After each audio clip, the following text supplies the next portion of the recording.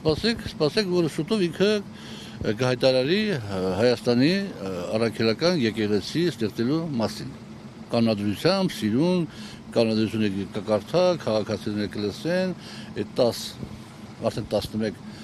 սովորների միջոցով կկազմակերպի եւ կստեղծի Հայաստանի առաքելական եկեղեցի։ Իր նպատակը չի կաթողիկոսին հեռացնելը, իր նպատակը չի եկեղեցին բարենորոգելը, այսպես կոչված, որովհետեւ եթե ինքը իրապես եկեղեցին բարենորոգելու նպատակ ուներ եւ ունի, ապա դա կարելի է անել այնքանով ինչքանով օրենքները թույլ են տալիս օրենսդրական փոփոխությունների հիման վրա, եկեղեցու համագործակցելու հիման վրա, որպես շարքային հոգևորական, ինչ ասում,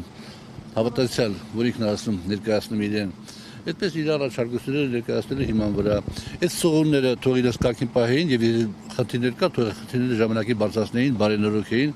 եկեղեցում գոյություն ունեցող բացական երևույթները, որոնք կան, անկասկած կան, ինչի մասնախոս կա։ Հետևաբար Նիկոլ Փաշինյանի նպատակը ոչ եկեղեցին է այսպես կոչված բարենորոգել, ոչ էլ կաթողիկոսին հեռացնելն է։ Նիկոլ Փաշինյանի իսկական նպատակը Հայաստանի առաքելական եկեղեցի ստեղծելն է, որը պետք է հանդիսանա իր ցնորական գաղափարի 4-րդ հանրապետության հենասյուներից մեկը, եւ շուտով դա կլինի։